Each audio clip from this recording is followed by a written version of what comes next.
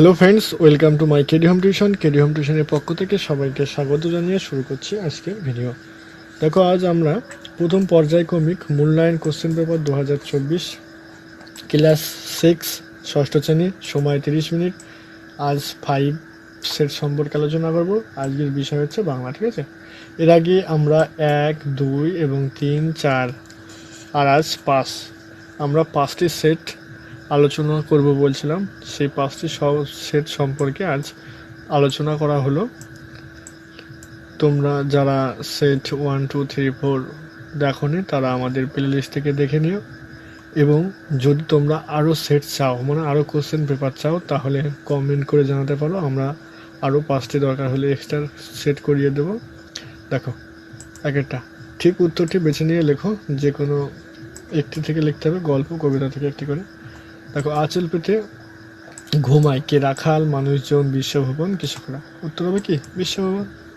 তারপরে শঙ্করের স্বপ্নে বাতাসের রং কেমন ছিল? লাল, নীলচে, সবুজ, কালো। তা হচ্ছে নীলচে। তো দেখো, কোমরে পোকা ঘুরে কোন স্থানে দেখতে পেলেই তার আশেপাশে বারবার ঘুরে বিশেষভাবে পরীক্ষা করে দেখে। তার 3, 4, 2, 4, 4, 5, 6, 5, 6। তা হচ্ছে 2, 4।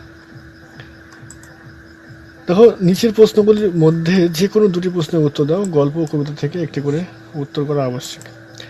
পাইন গাছ কী ধরনের পোশাক পরে আছে বলে কবির মনে হয়েছে? তারপরে খাওয়ার সময় কার সঙ্গে ভাব করে না কোন ধরনের পানি?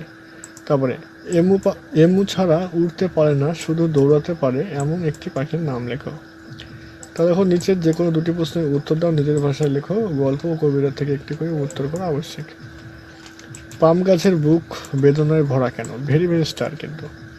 তা দেখো, স্কুলের বাইরে প্রকৃতির কাছ থেকে কি কি শেখা যায়? খোলামেলা দিনগুলি অবলম্বনে সংক্ষেপে লেখো। তারপরে অসত্য গাছকে প্রতীকজনের ছাতা বলা হয়েছে কেন? তো দেখো, নিচের প্রশ্নগুলির মধ্যে যে কোনো দুটি প্রশ্নের উত্তর দাও।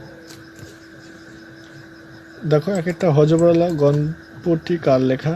হজবরলা গল্পতে শুরুতেই কোন ঋতুর উল্লেখ রয়েছে? দেখো, তিনেরটা আমি ভারী অপ্রস্তুত হয়ে গেলাম, বক্তা অপ্রস্তুত হয়ে গেলেন কেন? তবে দেখো, ঠিক উত্তরটি বেছে নিয়ে লেখো। যে কোনো দুটো। ধ্বনি কাকে বলে? ধ্বনি হলো কয় প্রকার? পান শব্দের প্রচলিত অর্থ কোনটি? তারপর সন্দেশ শব্দের বৈপত্র্যগত অর্থ হলো কোনটি?